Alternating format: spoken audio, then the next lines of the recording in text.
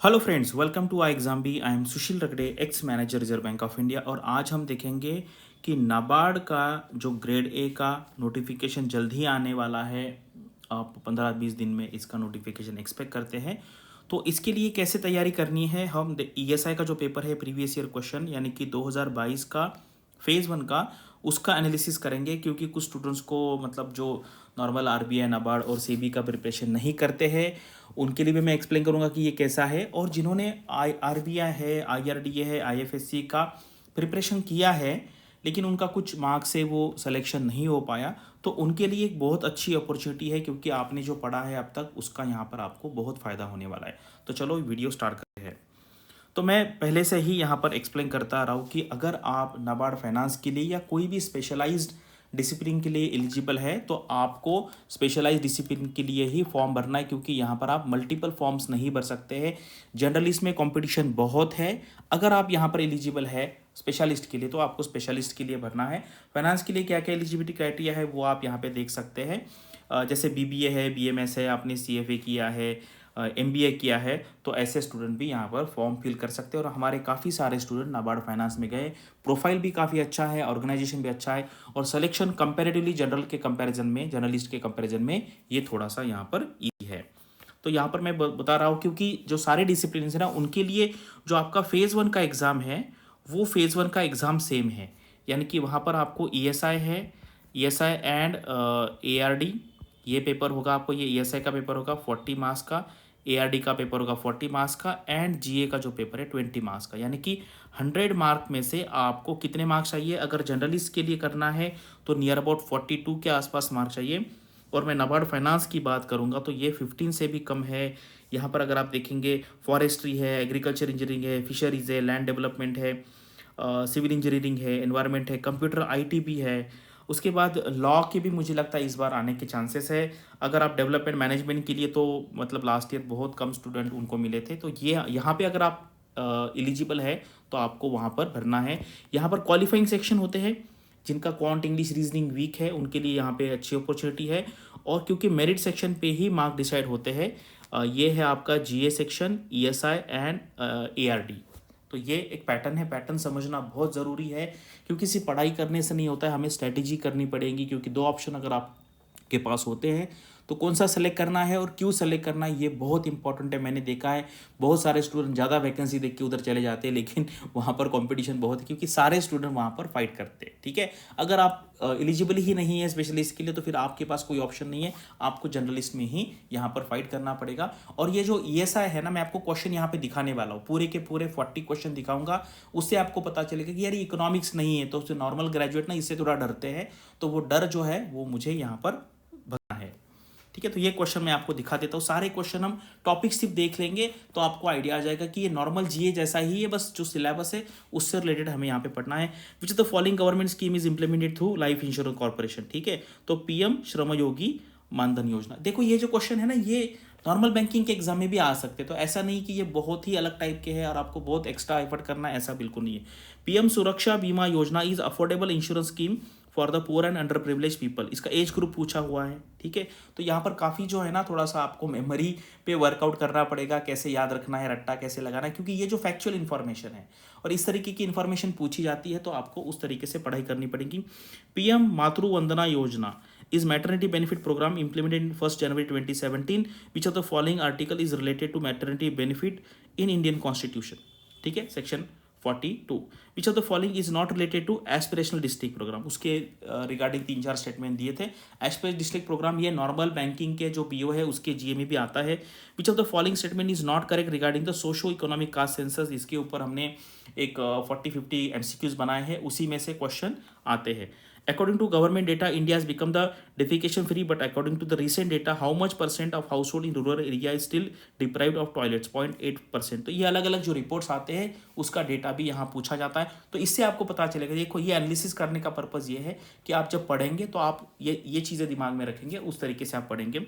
As per the data of central statistical office, the share of MSME gross value added in all India gross domestic product at current prices for the year 1920 where 30% के आसपास थी। ये data आता रहता है, हम PIB बहुत अच्छे तरीके से कवर करते हैं, हमारे बीपीडिया में भी कवर करते हैं, और जो सेपरेट वीडियो होते हैं योजना कुरुक्षेत्र की भी यहाँ पर स्पेशल कवरेज होता है, जिससे आपको इसके क्वेश्चन के आंसर देने में मदद होगी।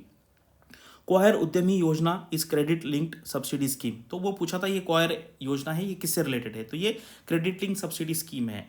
Rural roads account for the how much more than 70% of share of the total road network in the country.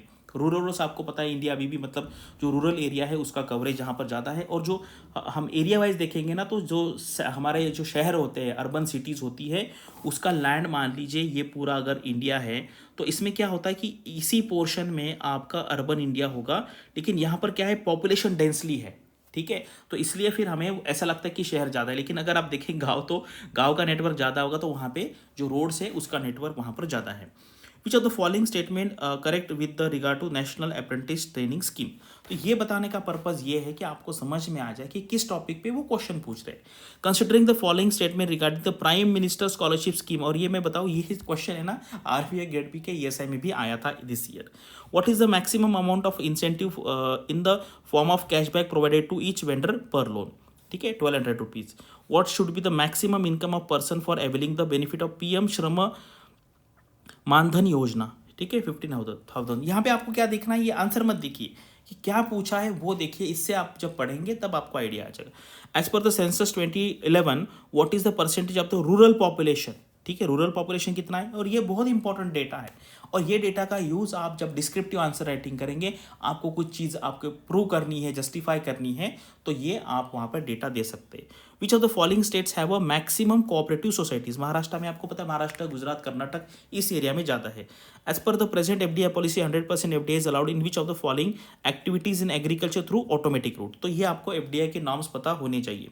Employees Deposit Links Insurance is an insurance cover provided by the EPFO for private employees. It was launched in which of the following year?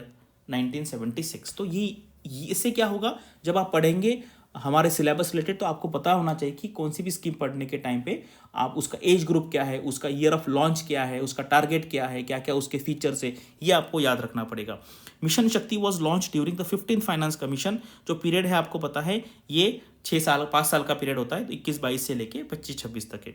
Students and teachers holistic advancement through quality education, ठीक है, ये है scheme is related to education है, ठीक है, student है, teacher है, तो ऑब्वियस है कि वो स्टूडेंट एजुकेशन रिलेटेड होगी। Central consumer protection authority CCPA as regulatory authority was establish under which of the which section of the consumer protection act, तो देखो कंज्यूमर प्रोटेक्शन एक्ट पढ़ना बहुत जरूरी है, सेक्शन 10, ठीक है, ये 22 वाला क्वेश्चन है। रिसेंटली प्रधानमंत्री सुरक्षा बीमा योजना has increase the premium from ₹12 to 20।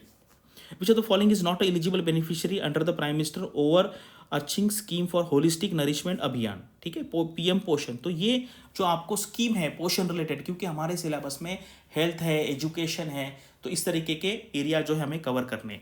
According to the food safety and standard authority FSSAI, आपको पता है 4th state food safety index, which state hold the top position, मुझे याद है मैंने ये किसी क्लास में कवर किया था, तमिलनाडु इसका आंसर है। अंडर द प्रधानमंत्री उज्ज्वला योजना PMUI, आपको पता ही है, the beneficiaries get how much subsidy in their bank account and how many subsidize cylinder per year, तो 200 रुपये मिलते हैं यहाँ पर सब्सिडी, और 12 सिलेंडर यहाँ पर मिलते हैं सब्सिडाइज रेट पे। According to the micro finance institution network MFIN micrometer Q4 11 21 22, which state ranked second and third in the top after the Tamil Nadu, ठीक है, तमिलनाडु है, फिर बिहार है, फिर वेस्ट बंगाल है। यहाँ पर पर्पज़ ये है कि टॉपिक क्या है, आप टॉपिक जब आप ये वीडियो देखेंगे, आप साइड में नोटबुक में टॉपिक लिख लीजिए, और जब आप कोई भी पढ़ेंगे, जैसे जीए का भी, जीए और इसमें ना काफ़ी ओवरलैपिंग है, तो ये अलग अलग नहीं है, तो मैं तो कहता हूँ कि देखो अगर आप नॉन एग्रीकल्चर बैकग्राउंड से है ना, तो ये जो 100 क्वेश्चन है ARD के 40, ESI के 40 एंड GA के 20 क्वेश्चन, ठीक है, इसमें से कोर जो एग्रीकल्चर के क्वेश्चन होंगे, बहुत कोर, वो 15 से 20 के आसपास होंगे, यानी कि आपके 80 to 85 क्वेश्चन जो है, जो आप नॉर्मल GA पढ़ते हैं किसी बैंक एग्जाम के लिए, वो लेकिन स्पेशलाइज एरिया जो है, जो सिलेबस में दिया है, उससे रिलेटेड आपको पढ़ना पड़ेगा। तो ये एग्रीकल्चर से डरना नहीं, मैंने देखा बहुत लोग है ना एग्रीकल्चर सब्जेक्ट से डर के ये एग्ज़ाम देते नहीं है। हमारे पास बहुत अच्छी फैकल्टी है, कैलाश सर, उनके आप क्लासेस देखेंगे ना, तो आपको एग्रीकल्चर में एक्चुअली इंटरेस्ट क्रिएट हो जाएगा।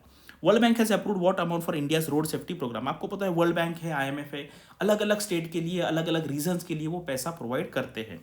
विच organisation regulates the angel investment, ठीक है, IFSC। Woman participation rate remains at 54.54% under MG NREGA. How much money was allocated to RIDF, ठीक है, 21-22। तो ये करने से क्या होगा, आप जब पढ़ेंगे RIDF इंपॉर्टेंट टॉपिक है, आपको पता है नाबार्ड के पास है वो RIDF का काम, तो आप उससे रिलेटेड इंफॉर्मेशन पढ़ेंगे।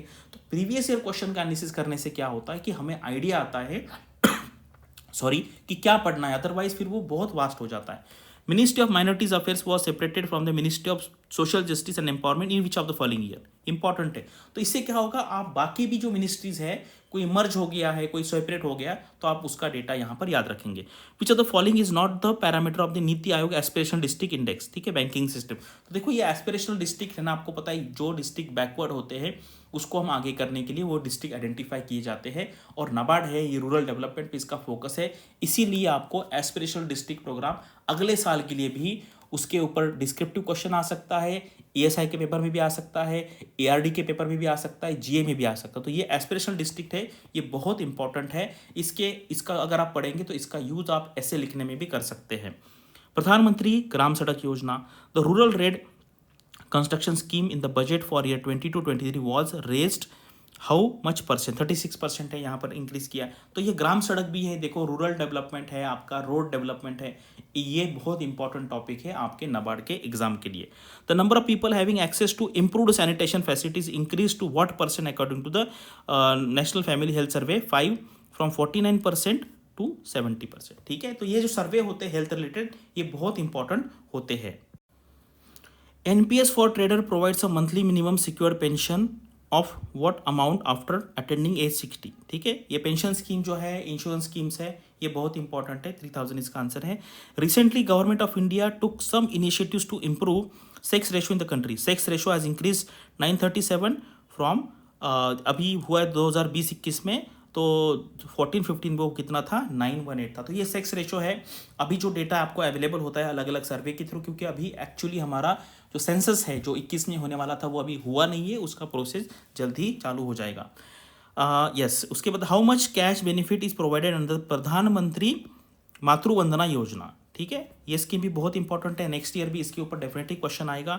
₹5000 विच ऑफ द, देखो यहाँ पे ये जो आंसर्स है ना ये नहीं देखने, क्योंकि इसमें रिवीजन होता जाएगा, आपको बस टॉपिक देखना है। पर्पस क्या है, टॉपिक किस टॉपिक पे आया था, अभी आने के चांसेस है। ये मैंने आई थिंक ये सेकंड शिफ्ट है, और ये सबके लिए सेम है, मतलब जितने स्पेशलाइज ब्रांचेस है ना उनके लिए जो फेज 1 है आपका वो सेम है। तो इसलिए ये सेकंड शिफ्ट का है, अगले टाइम मैं फर्स्ट जो शिफ्ट है वो भी बनाऊंगा, तो उससे आपको काफ़ी आइडिया आ जाएगा कि यार इसी टॉपिक पे हमें फोकस करना है। Which of the above sub indices financial inclusion index, ये भी बहुत इंपॉर्टेंट है।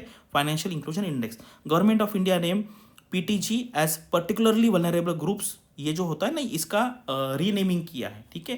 PVTG है वल्नरेबल, यानी कि अगर नेचुरल कैलेमिटी आती है या क्लाइमेट चेंज है उसका सबसे ज़्यादा इम्पैक्ट इस ग्रुप पे होता है, ठीक है।